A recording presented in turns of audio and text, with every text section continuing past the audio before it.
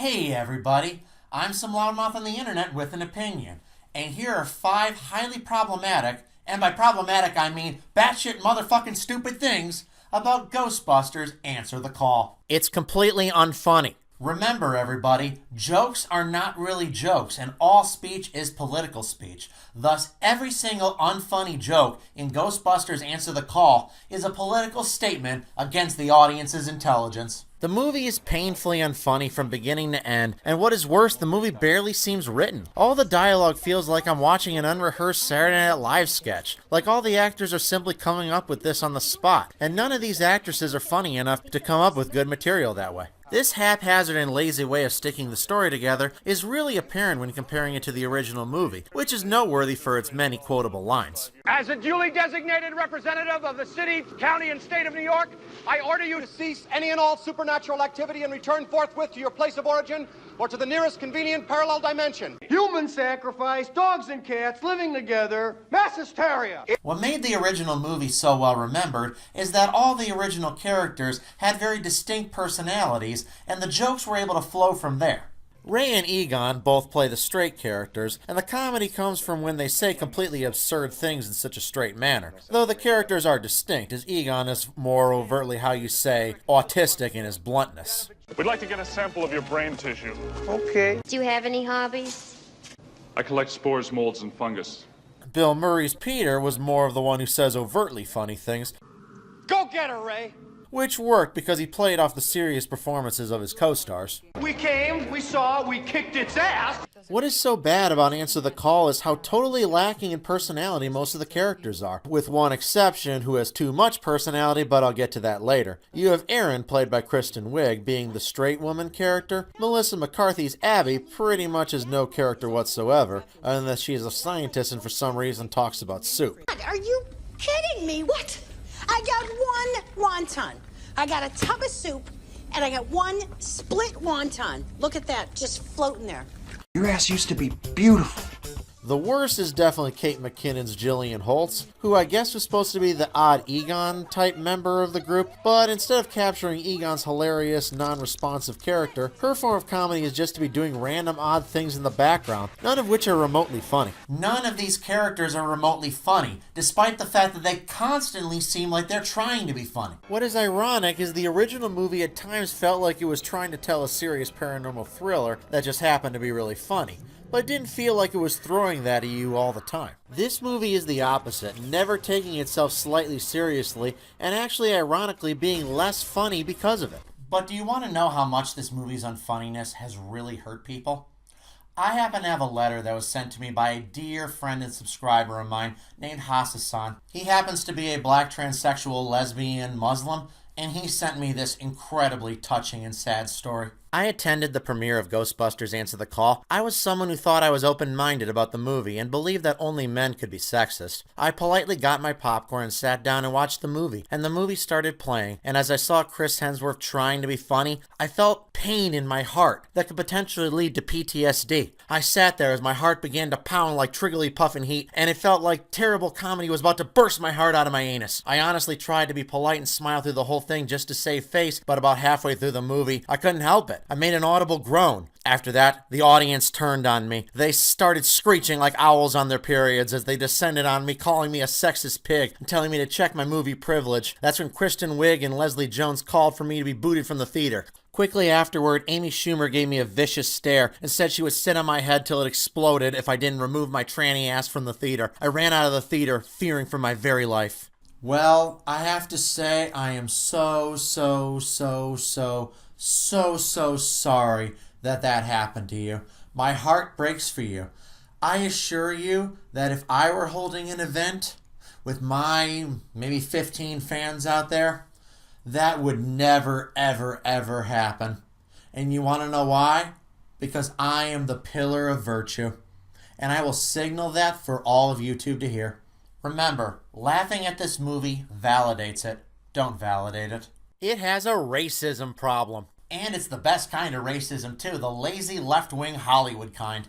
The funny thing about Ghostbusters Answer the Call is that, as I will get into later, the movie's entire pitch is how progressive it is, and the studio ultimately made the fatal mistake of marketing the movie primarily to social justice warriors eager to inject their brand of identity politics in everything under the sun. However, many of these same people didn't like the way the character of Patricia, played by Leslie Jones, was portrayed, with all the white women all being scientists, and the only black member of the team also being the only non-scientist. So I don't know if it was a race thing or a lady thing, but I'm mad as hell. What is stunning is how far back this movie goes in this regard.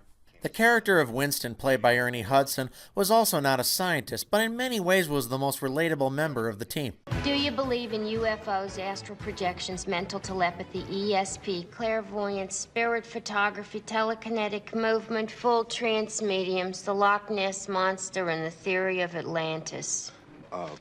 If there's a steady paycheck in it, I'll believe anything you say.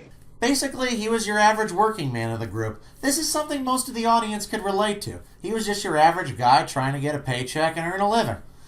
He injected a sense of normalcy into the group in comparison to the more odd characters. Now let's compare him to Leslie Jones' character in Answer the Call. This woman, by contrast, is an overacted nightmare. Much of the comedy of her character seems to be in her acting in a way over-the-top and crazy way. All the time.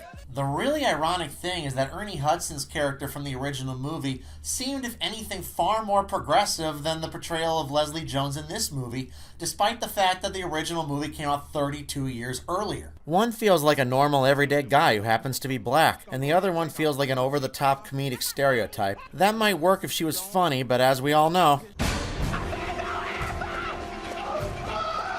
Now, I'm being facetious, obviously. I do not really believe anyone involved in this movie had any racist intentions in order to break character for just a couple seconds, but given that this movie's pitch relied so heavily on progressive identity politics, the contrast here is really embarrassing for this movie. Chris Hemsworth is absolutely terrible in this movie. Definitely the worst and least funny character in this movie was definitely Chris Hemsworth as Kevin Beckman. Now, I really get what they were trying to do with this character. He's clearly meant to play up the dumb, cute secretary in an office role, but reversing the traditional role by having the office run by women and him being a man with filling the part. It really could have been funny.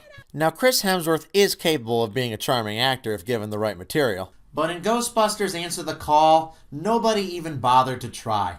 Yes, a stupid character of course can be funny, but it can't be the character's only personality trait. Even stupid characters need a personality beyond a lack of wits, and comedy can flow from that if you put the character in ironic situations their lack of wits sends them.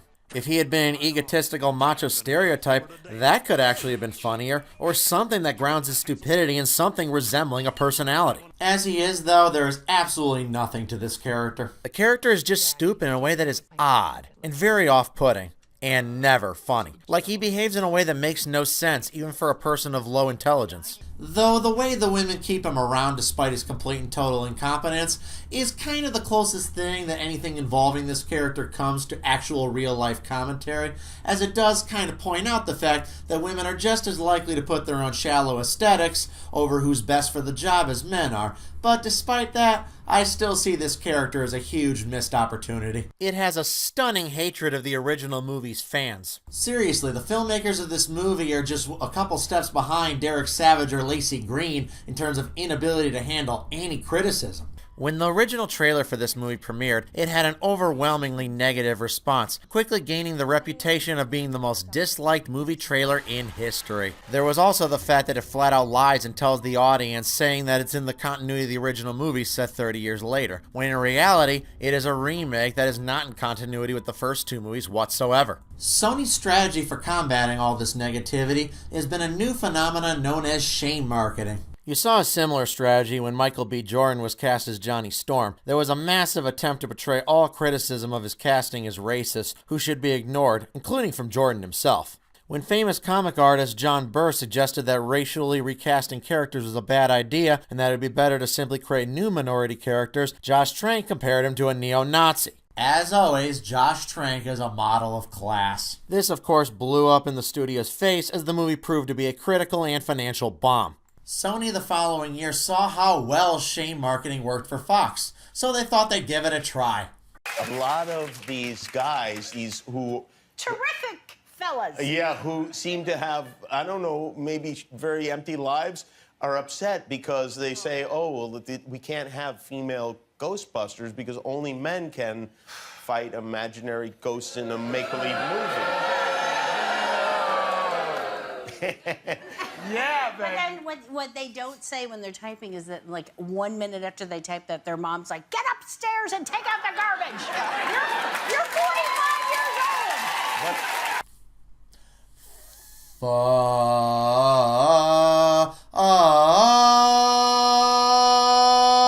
Fuck you.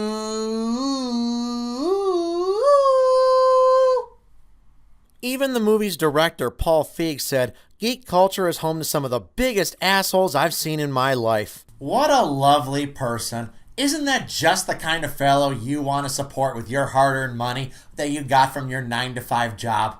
Just how low this movie's defenders were willing to sink was displayed when James Rolfe made a polite video as himself, not as his angry video game nerd character, where he simply stated that he had no interest in seeing the movie. He has no interest in seeing an upcoming movie?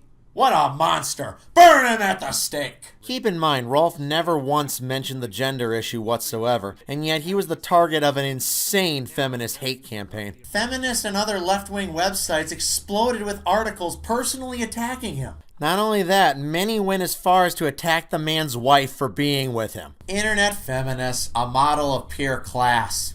Sony went as far as to go through the movie's YouTube page for the trailer and start deleting all the negative comments, which makes Sony's business strategy comparable to the chimps in this ad.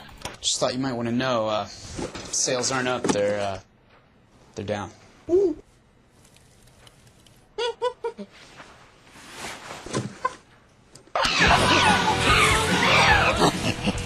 Yes, sir. And don't think the filmmaker's bitterness towards the fans didn't influence the final movie. Comments already, and they're not all crazies. Come here, I want to show you that. Read that. Ain't no bitches gonna hunt no ghosts. Oh, no. If the fans of a property don't like the new product you're making, it's not their fault, it's your fault. It's your job to make movies people like. This movie and its failure is probably the best example ever of why Hollywood needs to stop listening to social justice warriors. Their toxic brand of identity politics does nothing but drive away the audience that tentpole movies need to succeed. And in the end, even the social justice warriors don't see the movie anyway, because they don't give a shit about the movies. They just like asserting their authority over others. It has no idea what kind of movie it wants to be. Another aspect of this movie that shows pure filmmaking incompetence was its massively inconsistent tone. The first movie's tone is pretty consistent throughout, it being a clever comedy with occasionally creepy horror elements. Answer the Call, on the other hand, begins with a scene very similar to the opening of the original movie that seems to be intentionally unfunny and creepy, but then the movie shifts into being a stale, ad-libbed, unfunny comedy, and at the end kind of shifts into being a bad action movie. The first movie managed to stay a comedy even during the final conflict, having creepy monster elements, but also injecting hilarious lines to lighten the mood. You're gonna endanger us. You're gonna endanger our client, the nice lady who paid us in advance before she became a dog. Answer the Call, by contrast, seems to try to be touching, but the movie never developed these characters as friends very well, so it's very odd it would go for such a tone at the last minute. Also, what's with the white hair? It's just kind of random. I mean, they didn't hyper-age, they otherwise look the same. Why'd their hair turn white? I don't get it.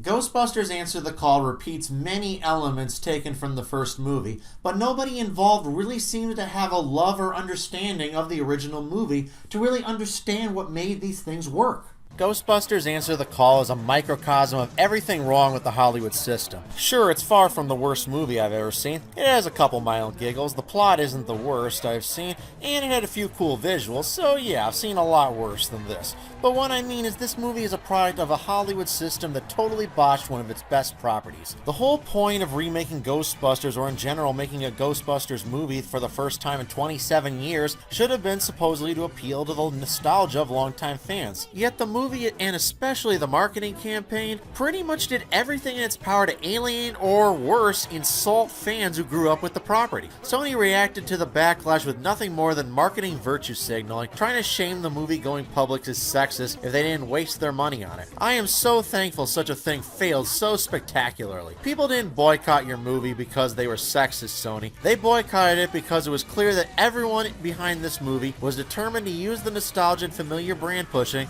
to push a crappy inferior product to success without any attempt at recapturing the originality or creativity of the original movie. But even if you ignore all that, it's still a pretty bad comedy that rarely ever gets a laugh, with a silly, uninspired plot and characters that are far more often grating and annoying than relatable or humorous. Ghostbusters Answer the Call should serve as a lesson in how damaging social justice can be to a comedy.